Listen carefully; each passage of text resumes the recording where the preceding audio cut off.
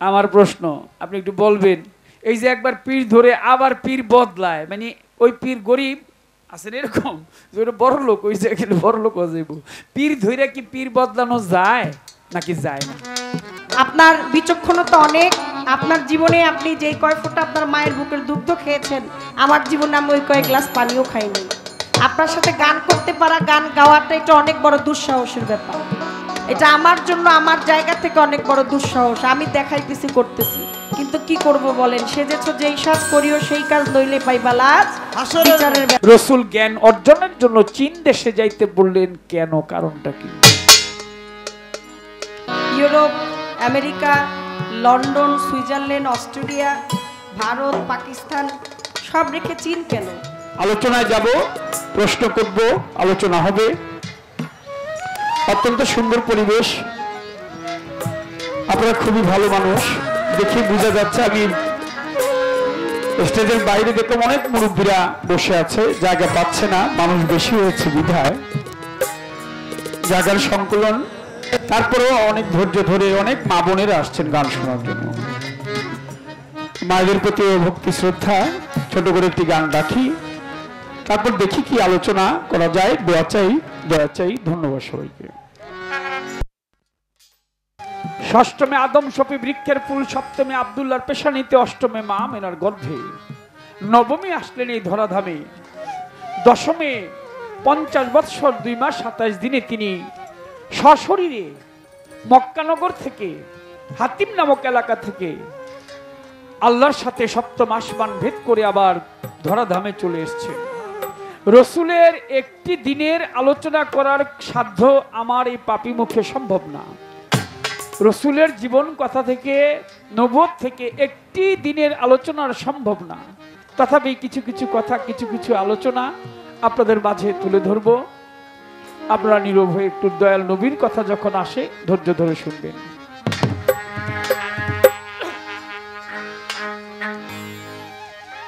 পাহাড় ঘেরা মক্কার নগর, কিলো মায়ামিনার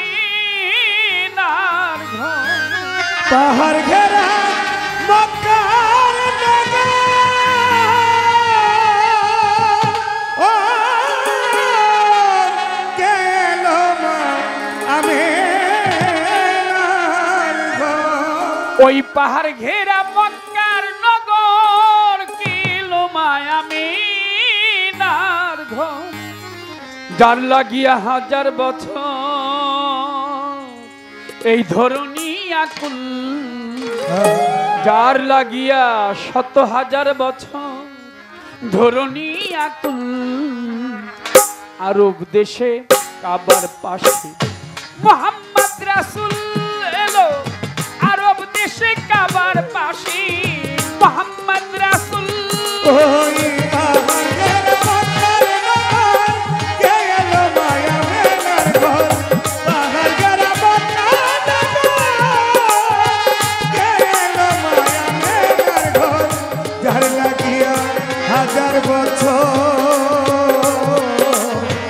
যার লাগিয়া 1000 বছর ধরনী আকুল। আরব দেশে কাবার পাশে মুহাম্মদ রাসূল এলো, আরব দেশে কাবার পাশে মুহাম্মদ রাসূল। যার লাগিয়া এই ধরনী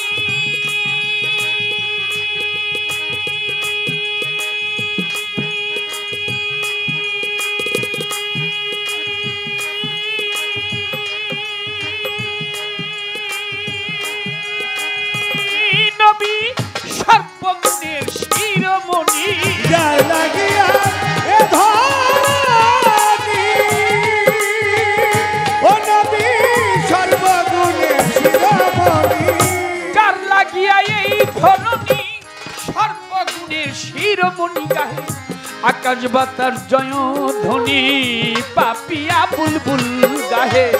আকাশ বাতাস জয় ধ্বনি পাপিয়া বুলবুল। নবীর নামে আকাশ বাতাস জয় ধ্বনি ওই পাপিয়া বুলবুল। আরব দেশে কাবার পাশে মুহাম্মদ রাসূল এলো, আরব দেশে কাবার পাশে মুহাম্মদ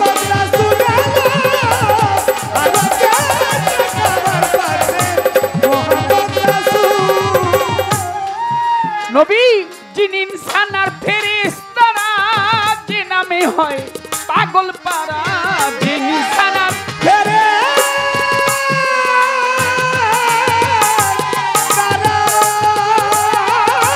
নবী যে নামে হয় পাগল পারা যিনি সানার ফেরেশতারা যে নামে হয় পাগল পারা চন্দ্র সূর্য গ্রহ তারা চাহে চরণ ধুল নবীজি চন্দ্র সূর্য গ্রহ তারা চাহে চরণ ধুল নবীজি চন্দ্র সূর্য গ্রহ তারা চাহে চরণ ধুল আরব দেশে কাবার পাশে মোহাম্মদ রাসূল এলো আরব দেশে কাবার পাশে মোহাম্মদ রাসূল ওই পাহাড় ঘেরা মক্কার নগর কে এলো মায়া মেঘার ঘর পাহাড় ঘেরা মক্কার নগর কে এলো মায়া মেঘার ঘর যার লাগিয়া হাজার বছর ধরনিয়া তুই যার লাগিয়া হাজার বছর ধরনিয়া তুই আরব দেশে কাবার পাশে মোহাম্মদ রাসূল আরব দেশে কাবার পাশে মোহাম্মদ রাসূল নিজেই আল্লাহ তোমার প্রেমী নিজেই আল্লাহ নবী নিজেই আল্লাহ তোমার প্রেমী দরুদ গাহে তোমার নামে নিজেই আল্লাহ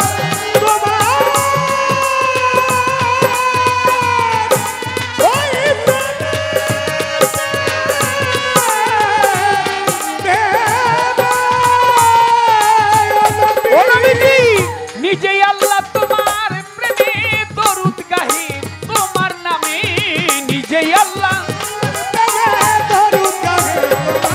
নবী নিজেই আল্লাহ তোমার প্রেমে দরুদ গাহে তোমার নামে কাজল দেওয়ান রইল ঘুমে পথহারা বাতুল নবীজি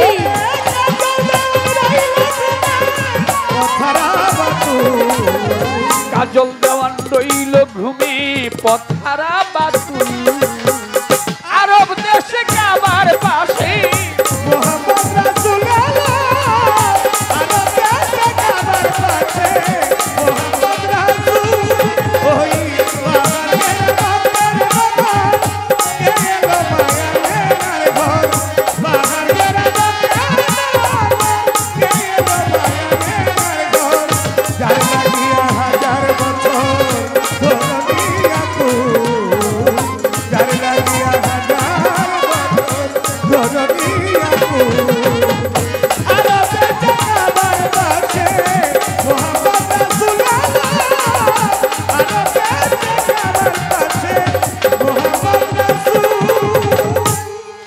তারে কি আর পাশরিতে পারে বল না তারে কি আর ভুলিতে পারে রে নয়নে লাগে যারে তারে কি আর পাশ দিতে পারে আমার খেতা সারো প্রেমের বাতাস বন্ধু আরো খেতা সার প্রেমের বাতাস লাগলো যার অন্তরে নয়নে লাগে যারে তারে কি আর পাশ দিতে পারে তারে কি আর ভুলিতে পারে প্রভু তারিকার পাথরিতে পারে নয়নে লাগে যায় তারে কি আর পাথরিতে পারে তারে কি আর পাথরিতে পারে বলো তারে কি আর ভুলিতে পারে নয়নে লাগে যায় তারে কি আর পাথরিতে পারে মননে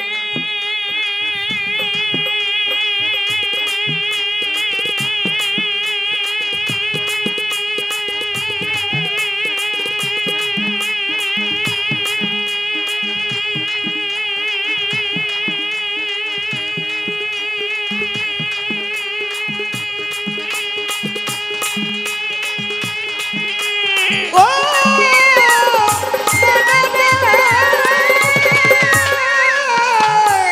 ওরে ওদের মুখ দেখিলে দুঃখ থাকে না রোগ শোক থাকে না গায় যার কথা শুনলে দুনিয়ার কথাগুলি ভুল পড়িয়া যায় এমন একজন খেতাসা বাবা মনের মানুষ প্রাণের মানুষ পাও যদি সংসারে তোমার জীবন যৌবন বিলাইয়া দাও জীবন আর যৌবন জীবন যৌবন বিলাইয়া দাও চরণের উপরে নয়নে লাগে লাগে যায় তারে কি আর পাথরিতে পারে তারে কি আর পাথরিতে পারে বলো তারে কি আর ভুলিতে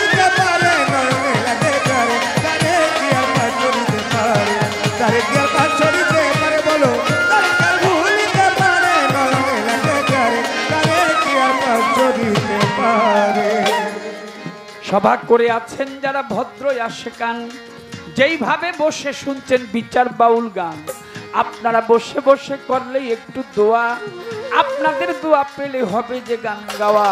নবুয়তার বেলায়েতে পাল্লা চলবে ভাই, আমাদের জন্য দোয়া করবেন, দোয়া ভিক্ষা চাই। নবুয়তের ভাগটা পড়লো আমার ধারে, বেলায়েতে গাইবেন আজকে বাবলি সরকারে। প্রথমবারে তাহার কাছে থাকবে জিজ্ঞাসন, আশা করি সবার মাঝে করিবে পূরণ। আমার প্রথমবারে জিজ্ঞাসনা বলেন নাই আমায়, শুনবো কথায় আমি ধর্মরাজ সভায়। ওরে প্রথমবারে জিজ্ঞাসা আমার, প্রথমবারে জিজ্ঞাসা আমার, জবাব দেন আমারে। নয়নে লাগে যারে তারে কি আর পাথরিতে পারে, তারে কি আর পাথরিতে পারে বলো, তারে কি আর ভুলিতে পারে। নয়নে লাগে যারে তারে কি আর পাথরিতে পারে। মঞ্চে যারা আছেন বড় ভাই, একটু থাকিবেন নীরব। নীরব থাকলে আমাদের কথা বলা যাবে সব। আর যদি কাছাকাছি কথাবার্তা হয়, কথা বললে কি আর আমাদের গানের মজা রয়। তাই থাকবেন একটু ধৈর্য ধরি। আমি প্রথমবারে প্রশ্ন করি, করে থাকবেন একটু ধৈর্য ধরি। আমি প্রথমবারে প্রশ্ন করি, জবাব দিবে গো বাউলার ব্যাপারী। আরে বেলায়েত সম্বন্ধে কথা,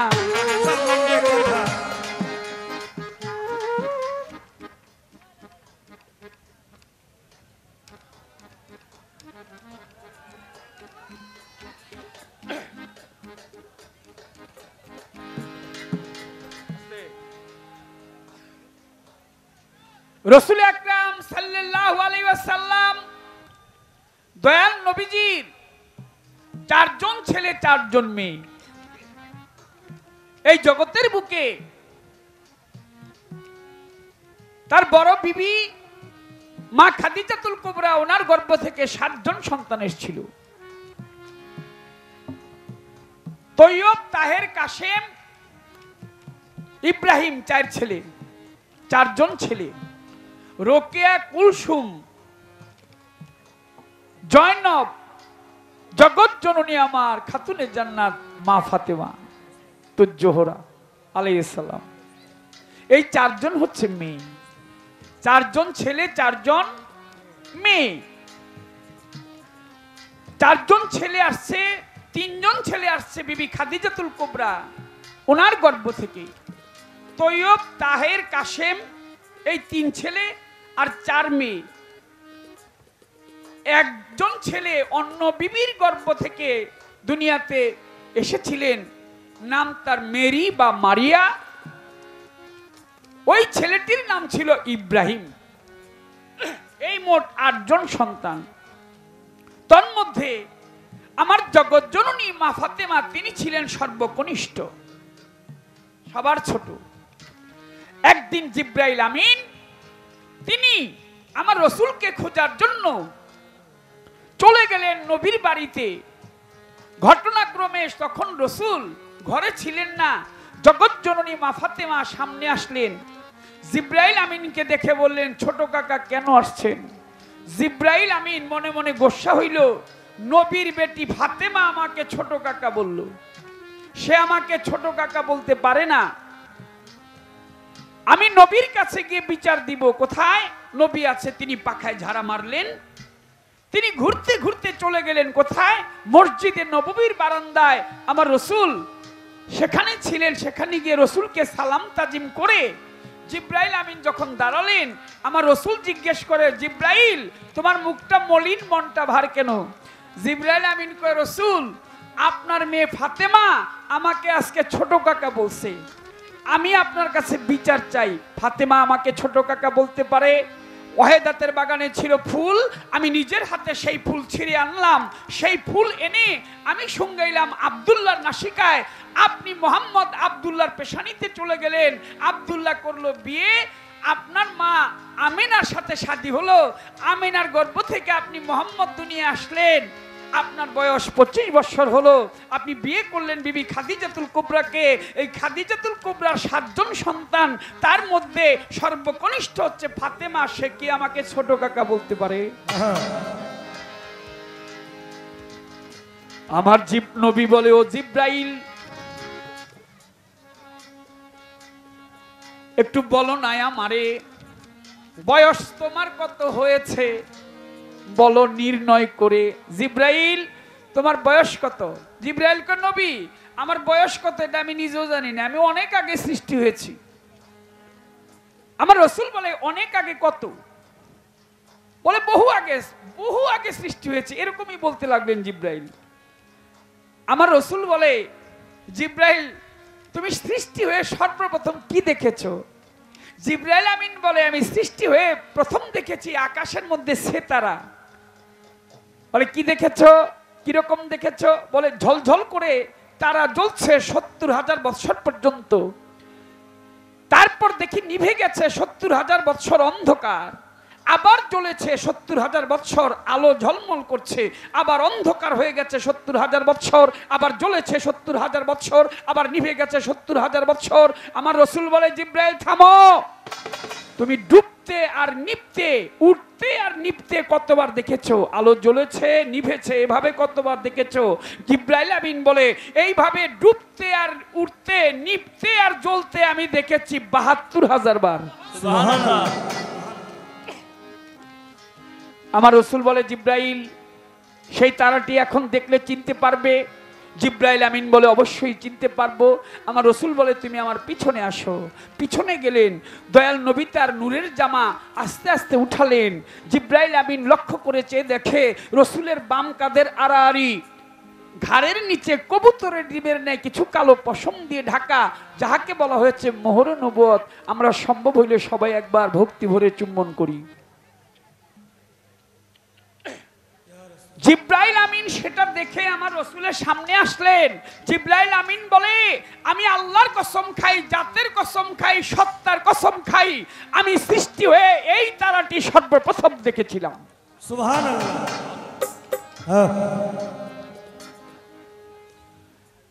আমার নবী বলে, ও জিব্রাইল, আমি বলছি তোমার ধারে তারার মধ্যে ছিলাম ৫ জন, একটু শোনো লক্ষ্য করে। জিব্রাইল, ওই তারার মধ্যে আমরা ৫ জন ছিলাম। আমি ছিলাম,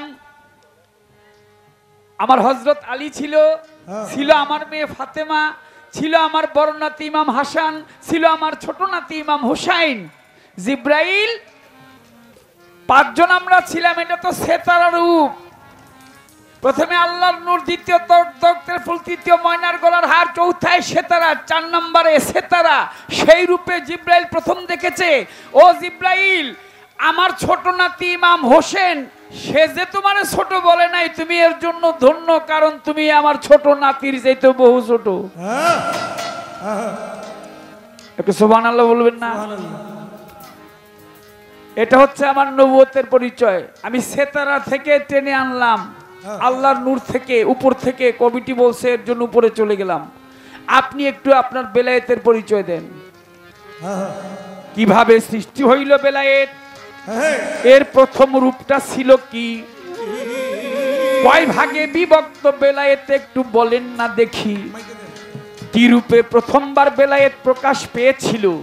এই ছোট্ট করে 2টি কথায় আমার জানার থাকিল। কি রূপে সর্বপ্রথম এই বেলায়েত ছিল?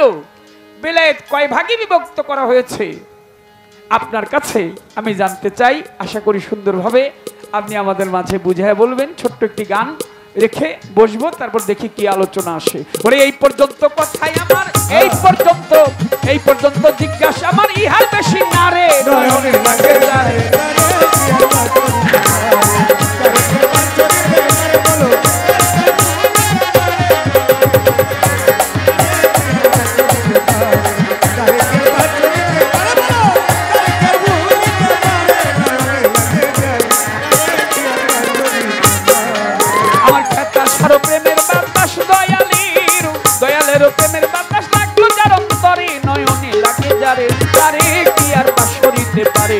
তারে কি আর ভুলিতে পারে কভু, তারে কি আর ভুলিতে পারে রে নয়নে লাগে যারে, তারে কি আর পাশরিতে পারে।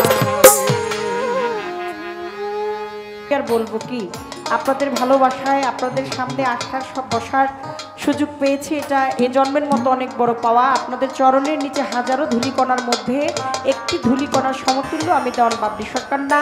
আপনারা ভালোবাসেন, ভালো জানেন, তাই হৃদয়ের কোণে রেখেছেন। প্রত্যেকের প্রতি সালাম শ্রদ্ধা ভালোবাসা রেখে আগে পালা থেকে একটি গান আমি করি, তারপর ইনশাল্লাহ দেখি কোন দিকে যাওয়া যায়।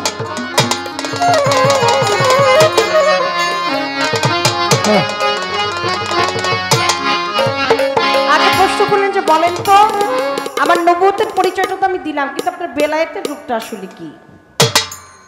একটা গান গাই।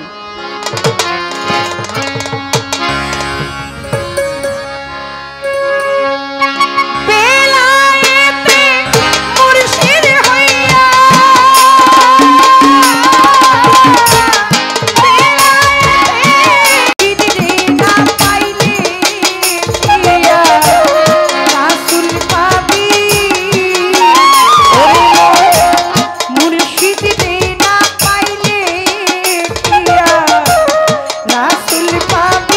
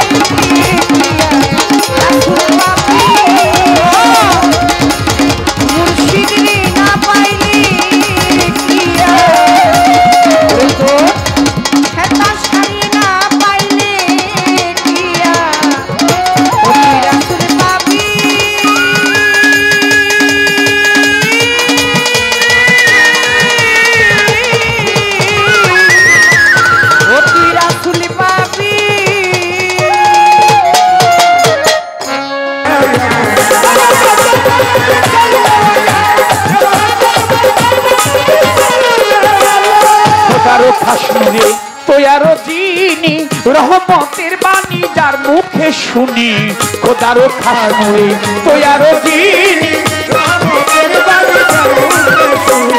খোদারো খাস নুরে তোয়ারো যিনি রহমতের বাণী যার মুখে শুনি দোসরা কোনো মাবুদ নাই শুধু একটা আল্লাহ দোসরা কোনো মাবুদ নাই শুধু একটা আল্লাহ ইয়া মুহাম্মদ ইয়া মুহাম্মদ ইয়া মুহাম্মদ মুস্তাফা নবী সাল্লাল্লাহু ইয়া মুহাম্মদ মুস্তাফা নবী সাল্লাল্লাহু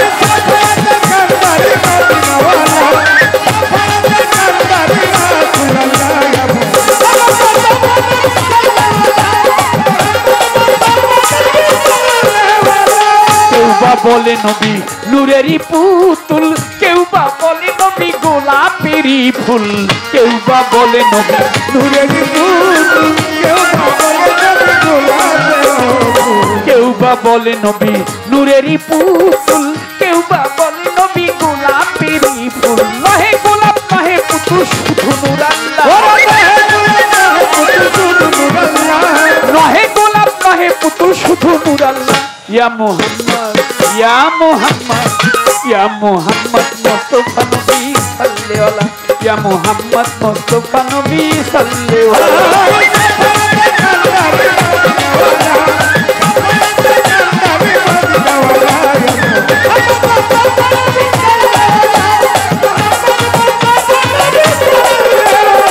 নবীজি আদম শফির বাবা নবীজি আমার কাবারও কাবা নবীজি আদম শফির বাবা নবীজি আমার কাবারও কাবা ইয়া নবী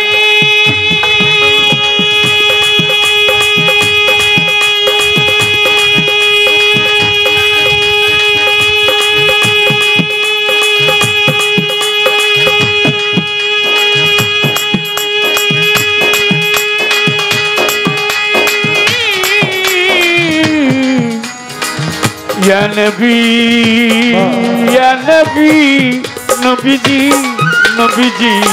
আমার নবীজি আদম শফির বাবা নবীজি আমার কাবার কাবা নবীজি আদম শফির বাবা নবীজি আমার কাবারও কাবা রাসূল আকরাম সাল্লাল্লাহু আলাইহি ওয়াসাল্লাম মা আমিনার গর্ভে ছিল হঠাৎ করে মা জননী একদিন স্বপ্নে দেখিল মায়ের নাক ফুল খসে গেছে মা মনে ভাবছে তাই আমার নাক ফুলটা খসে গেছে এটা অশুভ লক্ষণ আমি কাবা কাউসানে যাই মা আমিনা কাবার ঘরের সামনে গিয়ে দোয়া করে আল্লাহ কোন বিপদ যেন হয়েছে আমাকে তুমি বিপদ থেকে রক্ষা করো মা লক্ষ্য করেছে দেখি কাবার ঘর যেন হেলে আমার মায়ের উপর মা আমিনার উপর পড়ে যেতে চায় সুবহানাল্লাহ সুবহানাল্লাহ আমার মা আমিনা বলে ওরে কাবা ইট পাথরের কাবা আমি আসলাম তোমার কাছে আমার দুঃখ বলার জন্য আর তুমি কাবা আমার উপর ভেঙে পড়তে চাও আরে আল্লাহর কুদরতে কাবা ঘরের জবান খুলে গেছে কাবা ঘর বলে মা ও মা আমি তোমার উপর ভেঙে পড়তে চাই না তুমি জানো না মা তোমার গর্ভে যিনি এই পৃথিবীর শ্রেষ্ঠ সম্পদ হযরত মুহাম্মদ সাল্লাল্লাহু আলাইহি ওয়াসাল্লামের প্রতি আমি কাবা মাথা অবনত করলাম আরে নবীজি আদম শফির বাবা নবীজি আমার কাবারও কাবা নবীজি আদম শফির বাবা নবীজি আমার কাবারও কাবা নবীজি আদম শফির বাবা নবীজি আমার কাবারও কাবা নূর নবীজির প্রেমে কাবা হলো উজালা আমার নূর নবীজির প্রেমে কাবা হলো উজালা ইয়া মুহাম্মদ ইয়া মুহাম্মদ ইয়া মোহাম্মদ মুস্তাফা নবী ইয়া মোহাম্মদ মুস্তাফা নবী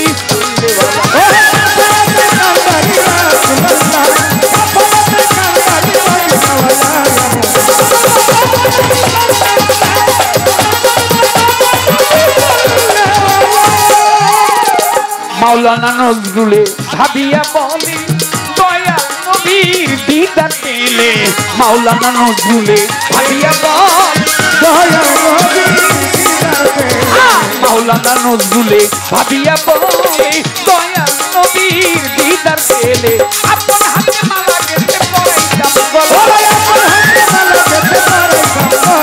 নিজের হাতে মালা গেতে পরাইতাম গলা ইয়া মোহাম্মদ ইয়া মোহাম্মদ ইয়া মোহাম্মদ মুস্তাফা নবী সাল্লাল্লাহু আলাইহি ইয়া মোহাম্মদ মুস্তাফা নবী সাল্লাল্লাহু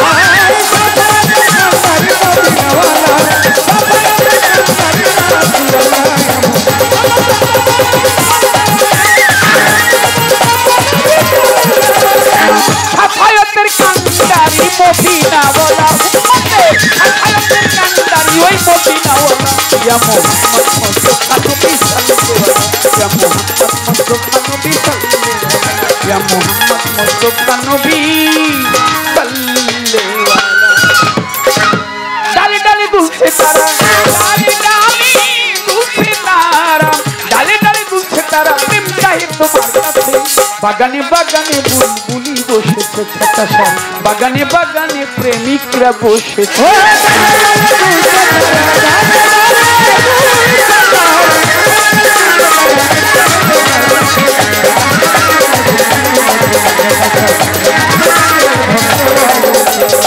সভা করে আছেন যারা হিন্দু মুসলমান যেইভাবে বসে শুনছেন বিচার বাউল গান আপনারা দোয়া করলে শোনেন যত ভাই দোয়া পেলে গাইতে পারবো নয়তো সাধ্য নাই আমার যা প্রশ্ন ছিল পাবলি সরকারেরও ধারে সুন্দরভাবে দাঁড়াইয়া জবাব করলো মোরে আমি ধন্য বাবার পূর্ণ বেটি ধন্যবাদ যাই দিয়া তিনি আমার কাছে জিজ্ঞেস করে আসরে দাঁড়াইয়া সেইভাবে জিজ্ঞেস করে কথা মন্দ না আমি সবার মাঝে তাহার কথা করব বর্ণনা আমার কাছে জিজ্ঞেস করে শোনেন বন্ধুগণ আমি অল্প কথায় কথাগুলি বলিব এখন তিনি যেইভাবে জিজ্ঞাসা করে জবাব দিব রাজা সরে জবাব দিব রাজা সরে শুনিবেন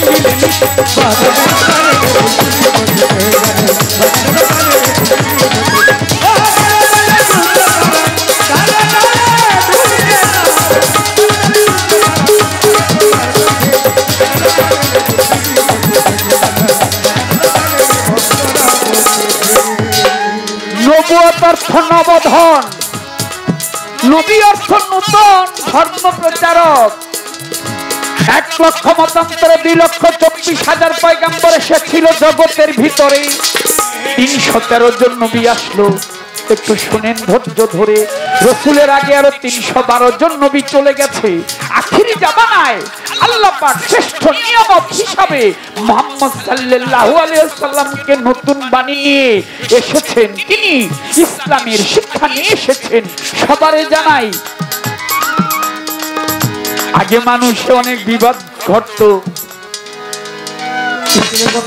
ওরে দাদা ভাই মানুষে মানুষে বিবাদ করত ঝগড়া জাতি করত সমকামিতা ছিল পুরুষে পুরুষে জেনা করত কন্যা সন্তান হইলে মাটিতে পুঁতে ফেলতো এই দুনিয়ার জালেম লোক যারা আমার দয়াল নবী এসে সাবধান করে দিলেন সাবধান হলেন তারা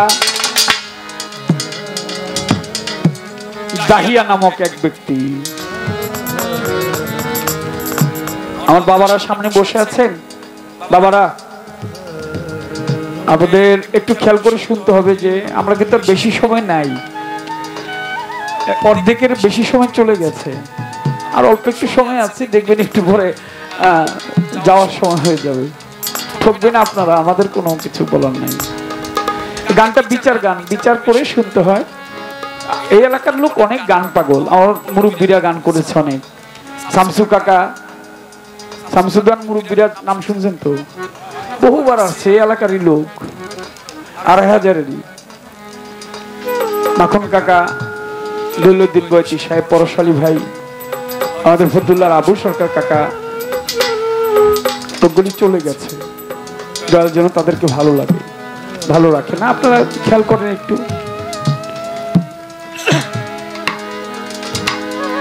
আমাদেরও যেতে হবে। দাহিয়া নামক এক ব্যক্তি একদিন আমার নবীর কাছে যায়।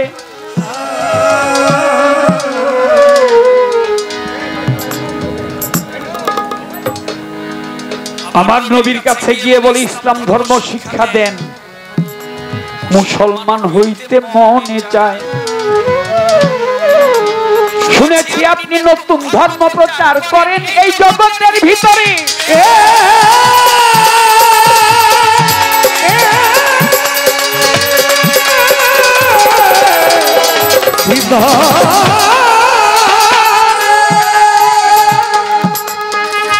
সেই ধর্ম আমি শিক্ষা গ্রহণ করব। বলতেছি আপনারই।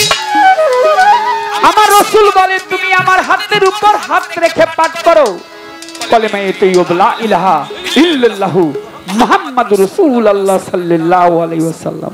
বেশি বেশি পড়বেন। নিদান কালের দেখেন, আপনি মরার সময় বাড়ি গাড়ি কোনো কিছু দিবে না, সব রেখে দিবে। কর্ণকুহুরে শুধু নাম দিয়ে দিবে, আশহাদু আল্লা ইলাহা ইল্লাল্লাহু ওয়াহদাহু লা শারীকা লাহু ওয়া আশহাদু আন্না মুহাম্মাদান আবদুহু ওয়া রাসূলুহু। চারজন কাঁধে করে নিয়ে যাবে আর এই কথাটাই বলবে, কিছু দিবে না। সবাই বলতে থাকবে ওই একটা কথাই, ঘুরে ফিরে এইটাই বলবে, আশহাদু আল্লা ইলাহা ইল্লাল্লাহু ওয়াহদাহু লা শারীকা লাহু ওয়া আশহাদু আন্না মুহাম্মাদান আবদুহু ওয়া রাসূলুহু। এটাই তো বলবে নাকি? খেয়াল যেন থাকে, এই নাম যেন ভুলে না যায়। আমাকে যে যেতে হবে একটু পরে, বেশি সময় নেই। দাহিয়া হাত বাড়িয়েছে, হঠাৎ করে নবী বলে হাত বাড়া, হাত বাড়িয়েছে, আবার হাত পিছনে নিয়ে গেছে। আমার রাসূল বলে, হাত পিছনে নিয়ে যাও কেন? বলে, ইয়া রাসূলুল্লাহ, আমি ইসলাম ধর্ম গ্রহণ করব না। কেন? এইমাত্র বলা ইসলাম গ্রহণ করবে, আবার না করছো কেন? কারণটা কি? বলে, শুনলাম ইসলাম শান্তির ধর্ম, কিন্তু আমি তো একজন পাষণ্ড ব্যক্তি, অশান্তির লোক।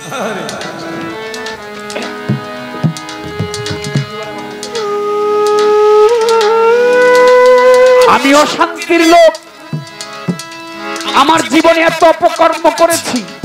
সমাজে কিছু ঘৃণিত মানুষ আছে, আছে না নাই? ভালো মানুষ আছে, খারাপ মানুষও আছে। আমার রাসূল বলে, কি অপকর্ম করেছো, কি কাজ করেছো বলো তো আমার কাছে একটু। বলে, রাসূল আমি কি বলবো সেই কথা?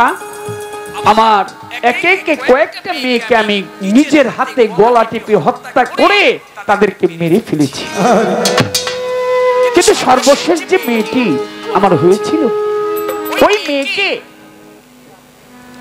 যখন গর্ভবতী ছিল আমার স্ত্রী, আমি বলেছিলাম আমার স্ত্রীকে যদি ছেলে সন্তান হয় বাঁচিয়ে রাখবে, কন্যা সন্তান হইলে তাকে মেরে ফেলবে।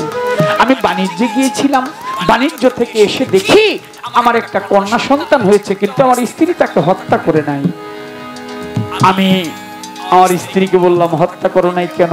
সে বলল, আমি তো মা, আমার নারের সাথে তার নার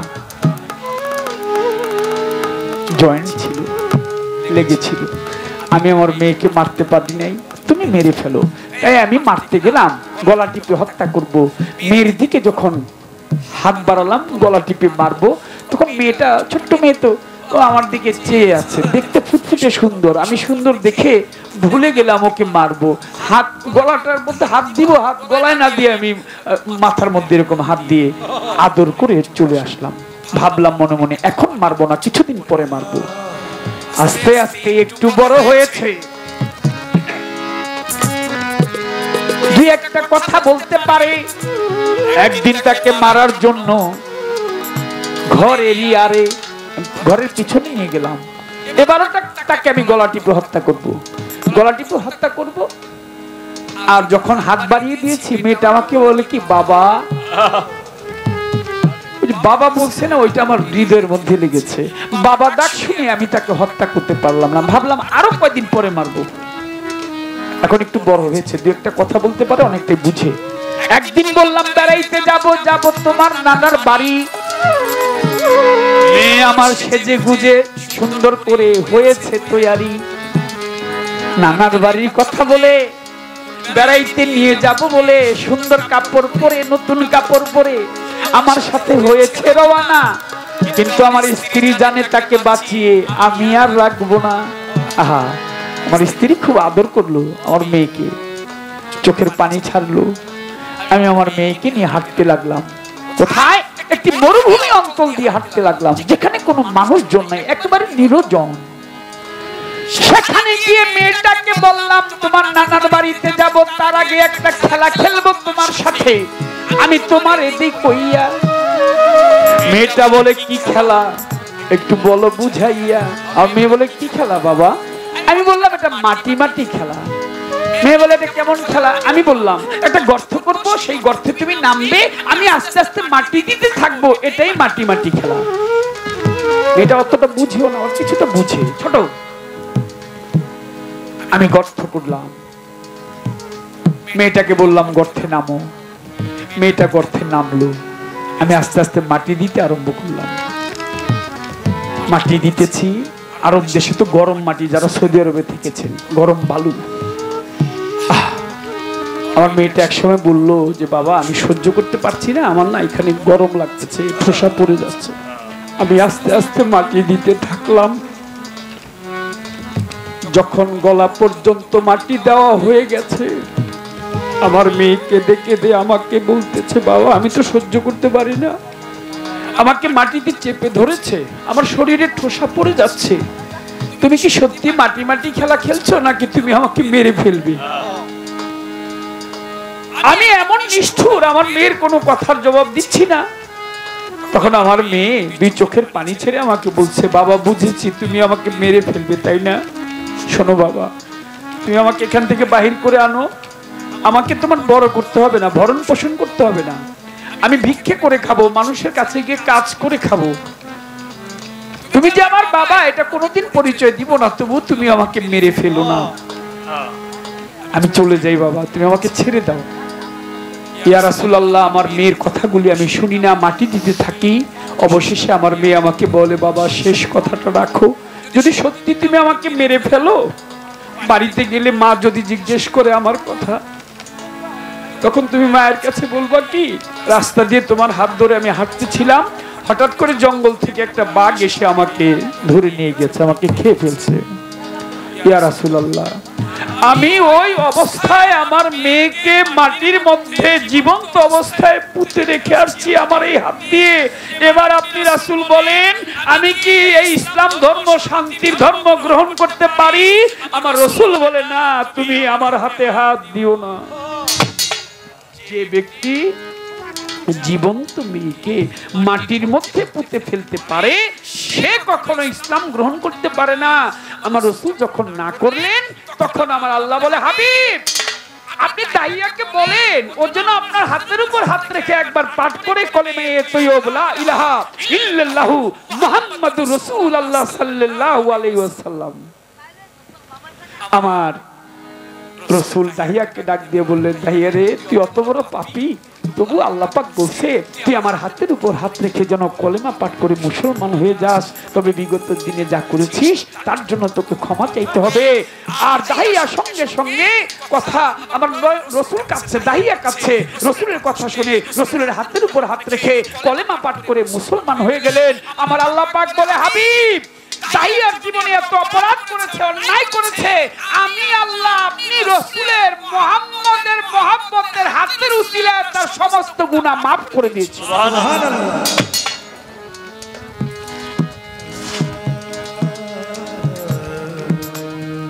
এই হচ্ছে ইসলাম ধর্ম।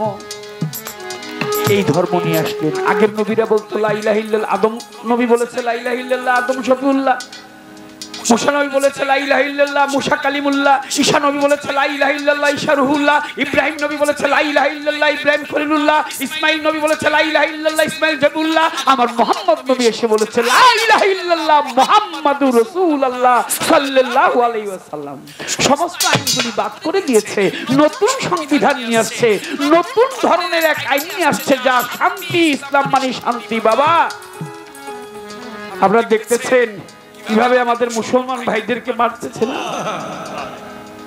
ফিলিস্তিনের ছোট ছোট শিশুরা গড়াচ্ছে, রাস্তা দিয়ে দৌড়াচ্ছে, দেখলে মায়া লাগে খুব। ছোট বাচ্চারা দৌড়াচ্ছে, ওর মধ্যে মারছে ওদেরকে। আল্লাহ যেন আমার ফিলিস্তিনি ভাই বোনদের রক্ষা করে। ইয়েমেনের দিকে চেয়ে আমার রাসূল সবসময় কাঁদতেন। ইয়েমেনবাসীরা পাশে দাঁড়িয়েছে কেন? ইয়েমেনে যে আমার রাসূলের এক পাগল ছিল, নাম তার আশিকে রাসূল হযরত ওয়াইস।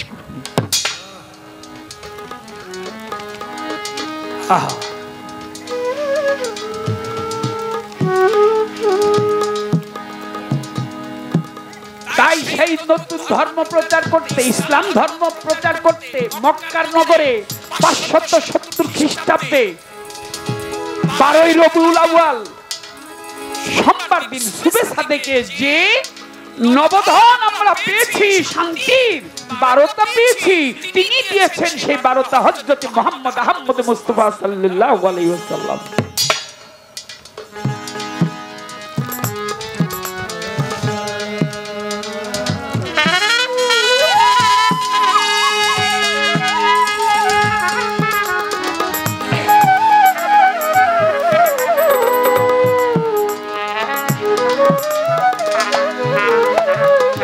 পূর্বের যত অত্যাচারী আইন নবী বন্ধ দিল করে শান্তির সুপথ দেখাইলেন।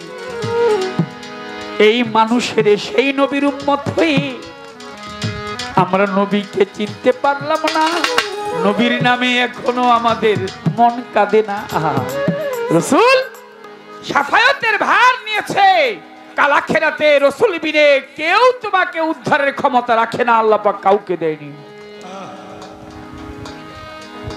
আরেক কথা প্রশ্ন করেছে, শুনেছেন সমাচার? খারাপ লাগতেছে নাকি আপনাদের কাছে? সেই প্রশ্নটির জবাব আমি দিব। তার কি প্রশ্ন? নবুয়ত বর্তমানে কোথায় আছে? দেখেন, কিয়ামতের আগে একমাত্র ঈসা আলাইহিস সালাম নবী হিসাবে চতুর্থ আসমানের উপর থেকে তিনি আসবেন। কে? ঈসা আলাইহিস সালাম। তিনি কোথায় আছে? চতুর্থ আসমানের উপরে। ইমাম মেহেদীকে সহযোগিতা করার জন্য তিনি আসবে। শেষ আগমন হবে তার। এর অনেক ঘটনা, আমি সেদিকে যাব না। আর বর্তমানে নবুয়তের রিসালাতের ধারা যাহা ওলিয়া উলিয়াদের মাঝে বিদ্যমান, যেমন দয়াল বাবা কাতাসা,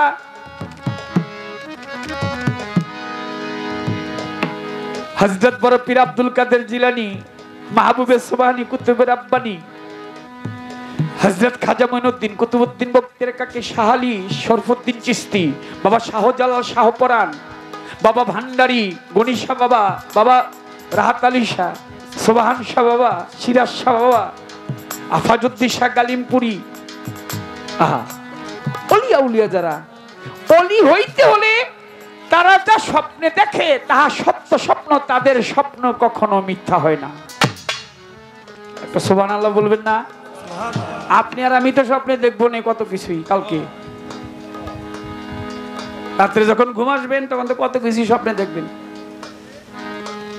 ওই এক ভাই কইতেছে শাবনূর বলে স্বপ্নে দেখে।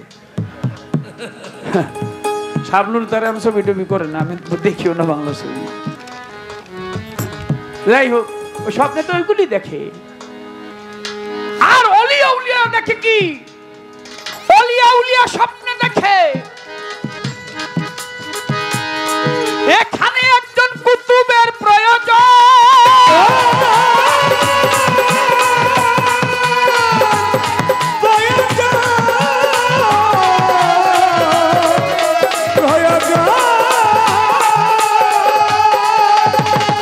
এই মুহূর্তে কুতুব একজন, করই আনয়ন। প্রত্যেকটি এলাকার মধ্যে একজন কুতুব আছে, একজন আল্লাহর ওলি আছে, যে শহরটা চালায়, যে এলাকাটি চালায়। এর ব্যাপক আলোচনা, এটাকে হাদিসের ভাষায় বলেছে মুবাসসিরাত, সুস্বপ্নের অধিকারী। শোনেন বন্ধুগণা, আরো বললে বলতে পারি, সময় যাবে চলে, আমি কিন্তু এইখানে থাকলাম, এই কথাটাই বলে আর কোনো কথাই না বাড়াবো। এবার জিজ্ঞেস করে যাই, বেলায়েত সম্বন্ধে জিজ্ঞেস থাকবে, শুনবেন যত ভাই। অনেক মুরব্বীরা এসেছে অনেক দূর থেকে, ৫,০০০ টাকা গাড়ি ভাড়া দিয়ে আসছে গান শোনার জন্য। ওরে বাবা রে বাবা, আমার এই যে এই জামান শিকারী আরো অন্য জায়গা থেকে লোক আসছে আপনাদের এই এলাকায়। আমি কিছুদিন অনেক বিক্রমপুর থেকে লোক আসছে গান শোনার জন্য, একটু যেন তেন কথা নাকি। তো যাই হোক, আপনারা জানেন অনেক গেট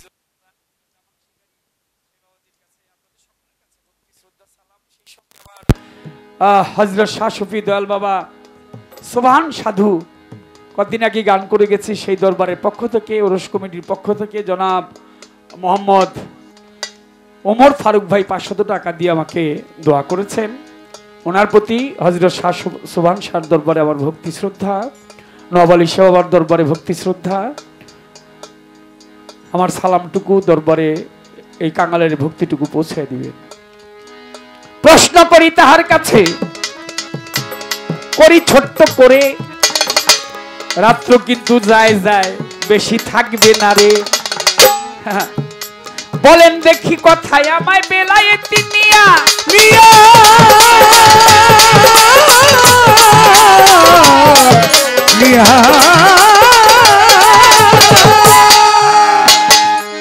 জবাব দিবেন না যশোরে আসরে দাঁড়াইয়া। প্রশ্ন, বেলায়েত বলেন নাই আমায়, অনেক কিন্তু সমাজের লোকে পীর ধরতে যায়, একজনের হাতে পীর ধইরা কয় এই লোকটা না ভালো। এরা কিছু লোক আছে, একজন পীর ধরে, ধরার পর ১-২ বছর গেছে, বলে কি এখন এই পীরটা বেশি ভালো না। শুনছি ওই মাহমুদপুর নাকি একজন ভালো পীর আছে, দেখতে সুন্দর, খুব মোটা কাটা সুন্দর, হেরে ধরলে বললে বড় লোক হন যায়। আছে না এরকম লোক? আমার প্রশ্ন, আপনি একটু বলবেন, এই যে একবার পীর ধরে আবার পীর বদলায়, মানে ওই পীর গরিব আছে এরকম, বড় লোক ওই জায়গায় বড় লোক হয়ে যাইব, পীর ধরে কি পীর বদলানো যায় নাকি যায় না? কথাটা জানার দরকার আছে না নাই? দেখি কি জবাব আসে। আর জিগামুরে ও আমার জিগেছে 2টা না, ছোট্ট করে আরেক কথা থাকবে জিজ্ঞাসন।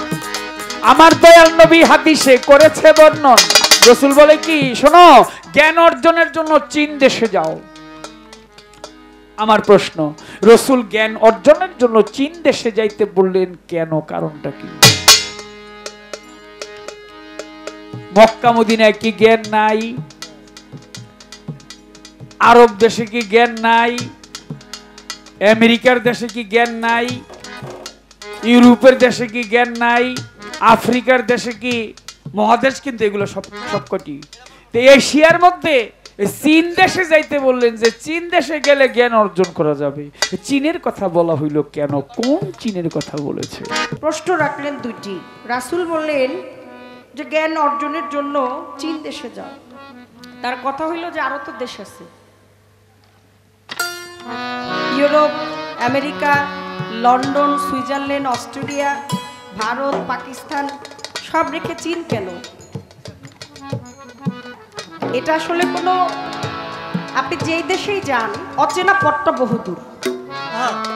যে রাস্তাটা আপনি চিনবেন না, যেটা আপনার কাছে অচেনা, সেটা অনেক দূর। ধরেন আমি আজকে গানে আসছিলাম তো, আর কর্তাপক্ষ যখন মিরপুরে গিয়ে আমাকে ফোন করলেন, বললেন যে আপা এক পালা গান গাইতে হবে, আপনি কি একটু মিরপুরে আসবেন? আমি বললাম না, যেতে পারবো না।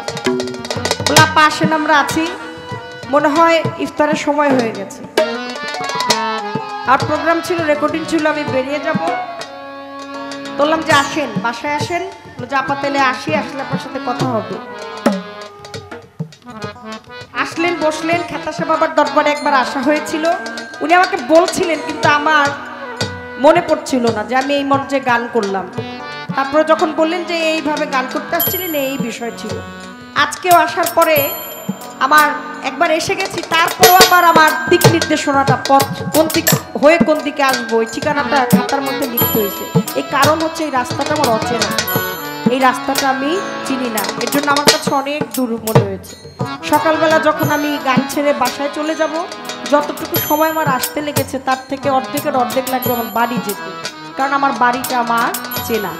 সেজন্য ইউরোপ, আমেরিকা, লন্ডন, সুইজারল্যান্ড যেই দেশই বলেন, ওই দেশটা যদি আপনার চেনা হয় তাহলে আপনার জন্য সহজ হয়ে যাবে, আর যদি আপনি না চেনেন তাহলে আপনার কাছে কঠিন হয়ে যাবে। সাধক রজ্জবালী দেওয়ান বলেছে, একজন অচেনারে চিনতে হলে রে আগে বসো অলি আল্লাহর ধ্যানে, আল্লাহর আশিকান বসো অলি আল্লাহর ধ্যানে। ছোট করে একটি গান গাই, এই গানেই আশা করি আপনি জ্ঞানবান জ্ঞানী মানুষ। আপনার বিচক্ষণতা অনেক, আপনার জীবনে আপনি যেই কয় ফোঁটা আপনার মায়ের বুকের দুগ্ধ খেয়েছেন, আমার জীবনে আমি ওই কয়েক গ্লাস পানিও খাইনি। আপনার সাথে গান করতে পারা, গান গাওয়াটা এটা অনেক বড় দুঃসাহসের ব্যাপার, এটা আমার জন্য আমার জায়গা থেকে অনেক বড় দুঃসাহস। আমি দেখাইতেছি করতেছি, কিন্তু কি করব বলেন, সেজেছ যেই সাজ করিও সেই কাজ নইলে পাইবা লাজ বিচারের বেলায়। আসলে গাইতেছেন আপনি, বলতেছেন আপনি, কিন্তু আজকে আমার তো দাঁড়াইতে হয়েছে আপনার সাথে, সেজন্য মাঝে মধ্যে একটু জিরানি আপনার আমি দেওয়ার চেষ্টা করতেছি। জানি অনেক ভুল বেয়াদবি হবে, আল্লাহর হস্তে ক্ষমা করে দিয়েন, কারণ ক্ষমার উপরে এই দুনিয়ায় কোনো কিছু নাই। আমার আল্লাহ বলে যে তোমার কাছে যদি কেউ ক্ষমা চায় তুমি তাকে ক্ষমা করে দাও, তার দায় ভার সে নিজেই নিয়ে নিবে। সেজন্য প্রত্যেকটা মানুষের আশা বসার মধ্য দিয়ে ভুল বেয়াদবি এটা হয়েই যেতে পারে।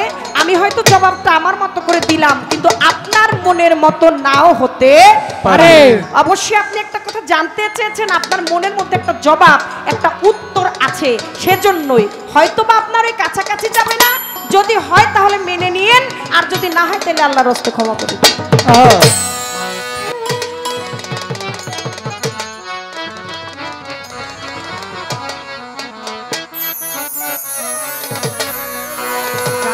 যদি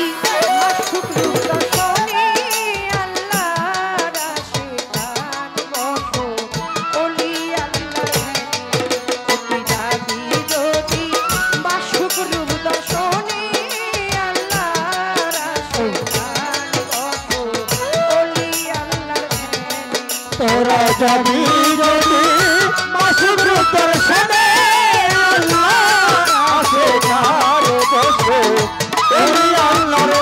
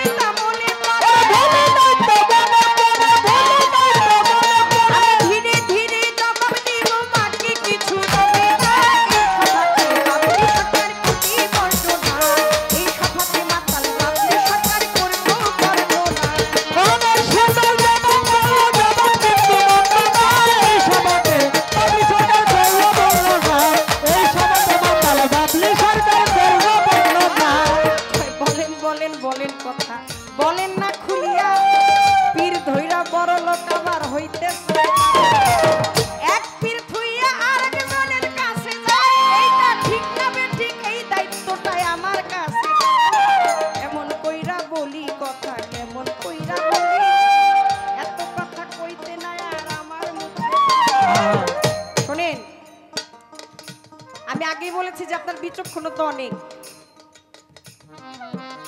প্রশ্ন করলেন, এই কথার জবাবটা চিন্তা বসে বসে ভাবলাম যে কথার জবাবটা একটু শক্তপোক্ত করে দেই, আবার ভাবলাম যে না, অত কঠিন করে বলা যাবে না।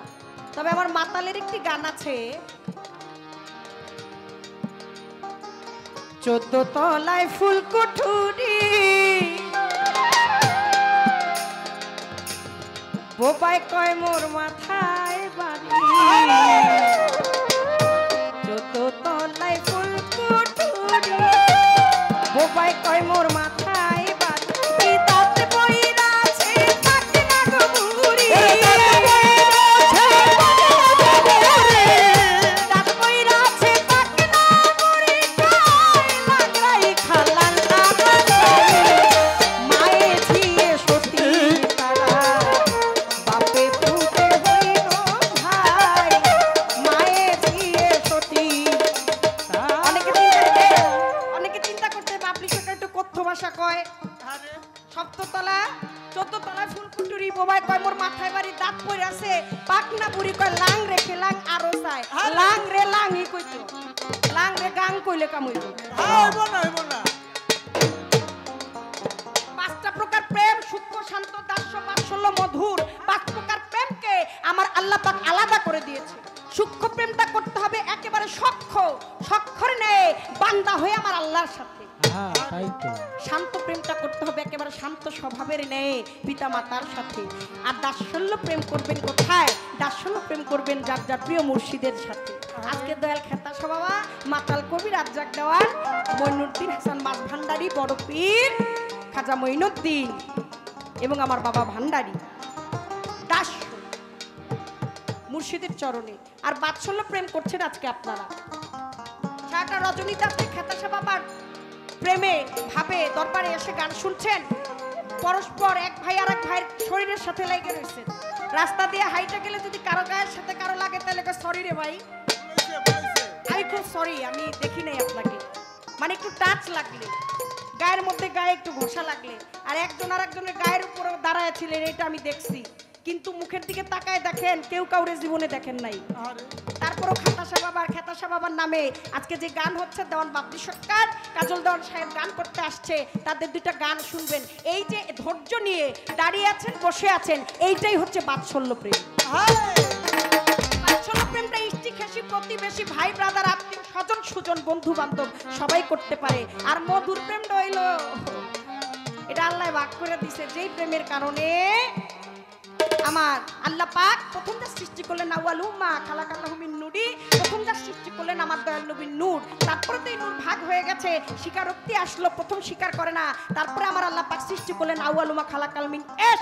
কবিতার গানের ভাষায় বলে, মানুষ বানাইছে আল্লাহ প্রেমে, আল্লাহু আল্লাহু আল্লাহু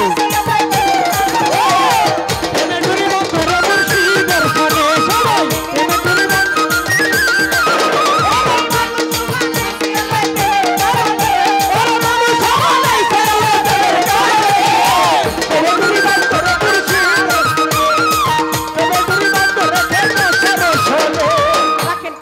পৌঁছে গেছি। যা বলতে চেয়েছিলাম সেই জায়গায় চলে আসছি। এই যে মানুষ বানাবে আমার আল্লাহ পাক, মনোবাঞ্ছা করলেন আমার দয়াল নবীর নূরে প্রেমে মগ্ন থাকবেন, সেজন্য প্রেমটাকে ভাগ করে মধুর প্রেমটা দিয়ে দিলেন আমার বাবা এবং মায়ের মধ্যে। এই আপনি আর আমি দুনিয়ায় আসলাম, কিন্তু শোনেন, আমার প্রতি যদি আমার কাছে ল্যাংরাও হয়, আতুরও হয়, টুন্ডাও হয়, কান্নাও হয়, কালাও হয়, বোবাও হয়, তারপরও সে আমার প্রতি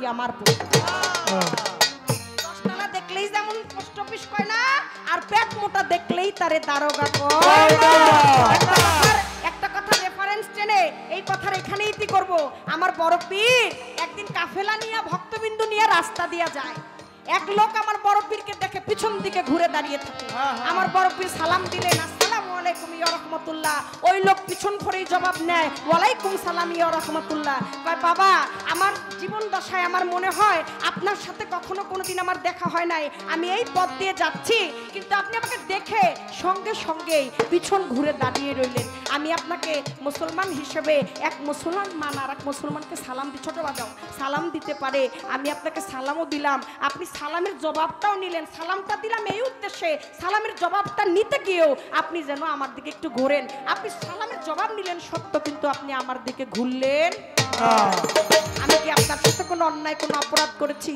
ওই লোকে বলে বড় পীর, পীরানের পীর দস্তগীর কুতুবের আব্বানি গাউসে সামদানি আব্দুল কাদের জিলানের জিলানি নবীর পরে নবী হইলে আপনি হইতেন এইটাই আমি কিন্তু জানি। সৃষ্টি বাদন আপনার, আপনার ওই রূপের পানে চেয়ে থাকলে জগতের এই মোহমায়া সবকিছু ভুলে যায়। আমিও যেতে পারি, আমি বললাম তার কাহিনী। লোকটাকে বড় পীর, আপনি যে বড় পীর এটা আমি জানি, আমি এও জানি আপনি এত সুশ্রী বদন, আপনার আপনার এই রূপের পানে চেয়ে থাকলে এই পৃথিবীর সমস্ত মোহমায়া মানুষ ভুলে যায়। আমার হৃদয়ের মধ্যে যার ছবিটা আছে, আমি যার হাতে হাত দিছি বড় পীর, সে না আপনার মতো এত সুন্দর না। যদি আপনার মুখের দিকে তাকায় সবকিছু ভুলাই যায়, আর সেই ভুলার মধ্যে যদি আমার মুর্শিদের ছবিটাও আমি ভুলে যাই, তাহলে তো আমি গুনাহগার হয়ে যাব, আমি বড় পাপী হয়ে যাব। সেজন্য আমি যার বদন দেখে, যার ওই রূপে আমি নয়ন দিয়ে আমি আছি, যেই ছবি আমার অন্তরে আছে, দেখলে ছবি পাগল হয়ে রইতে পারবি না, দেখলে ছবি পাগল এই যত ভুবনের মাঝে,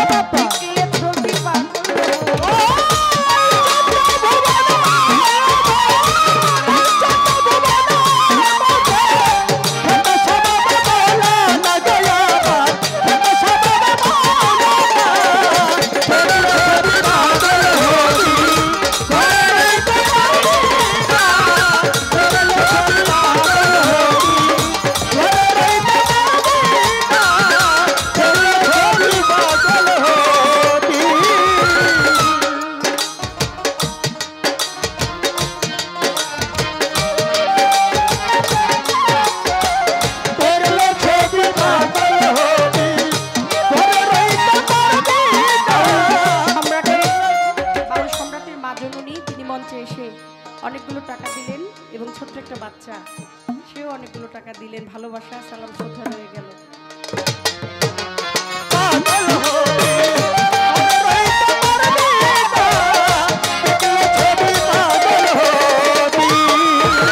মোহন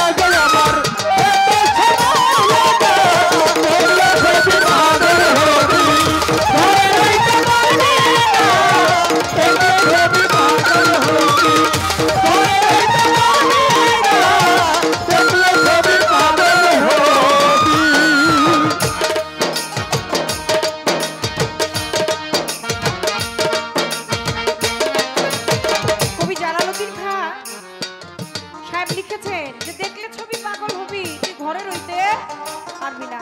এই ছবি কেউ দেখা পাগল হয়েছে, আবার কেউ না দেখা পাগল হয়েছে। হযরত আশিকুর রাসূল লয়েশ করুনি, তিনি দেখেই নাই। তারপর আমার দয়াল নবীর জুব্বাটা তিনি পেয়েছিলেন।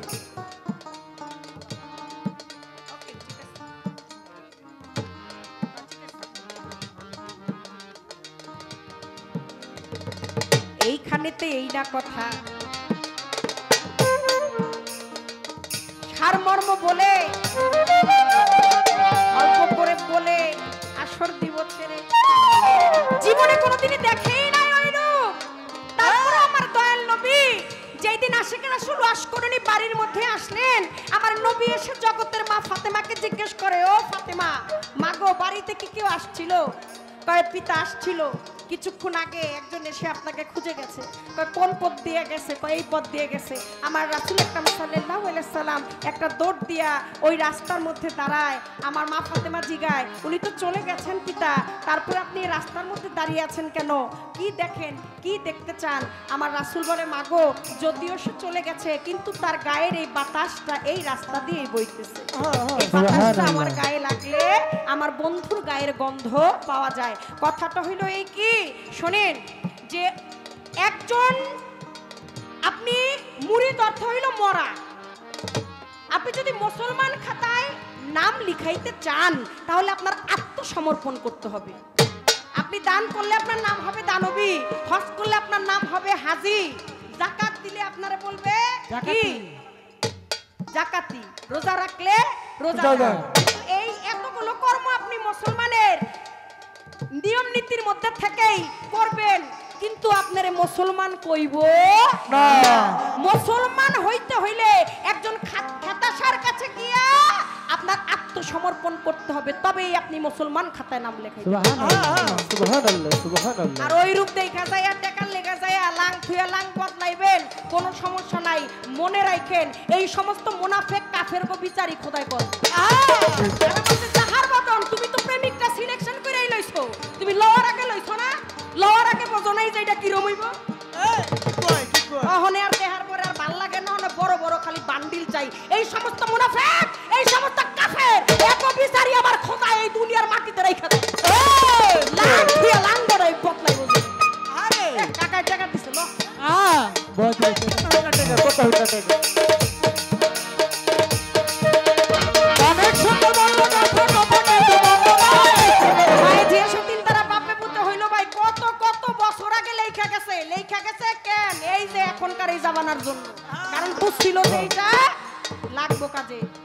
আমার এই পর্যন্ত বলা কওয়া, আর কথা নাই, এইখানেতে শেষ করব। আসরে জানাই আমার গান কমিটির কর্তারাই আমার কাছে বলে, বলা চলবে না, আর চলবে না আপা। আসরের ভিতরে আমার গান কমিটির কর্তারা আমার কাছে বলে, বলা চলবে না, আর চলবে না আপা। আসরের ভিতরে আমি এই পর্যন্ত বলা কওয়া গীতি রাখিয়া বিচার গান শুনলেন 10 জনা বসিয়া। আমার হইতে পারে ভুল দিয়া তুমি মারো জনা চাই। আর এক দাদা ভাই 100 টাকায় আসরে জানাই সালাম। আসরে জানাই রে, আসরে জানাই রে, আসরে জানাই। ওরে আমি এত টাকা কই রাখি আমার রাখার জায়গা নাই। বুঝছি আপনারা ভালোবাসেন আমারে, হৃদয়ে স্থান দিছেন সকলের কাছে। তোমরা চাইলে কমু আমি নাই। ঠিক আছে, আমার প্রতিপক্ষ বন্ধু যিনি জ্ঞানীকের নন্দন, কথায় ভাষায় তালে ছন্দে ভুল বেয়াদবি, জীবনে যদি দেখা আর হয় আর নাও হয়, তাও জন্মের মতো ক্ষমা চাই আমি, চাই রে এখন। ভুল বেয়াদবি হইলে ক্ষমা, পালা গানে বলতে গিয়ে যদি কোনো ভুল বেয়াদবি হয় ক্ষমা করবেন, করবেন আপনি। আসরে বললাম আমি করিয়া বিনয়।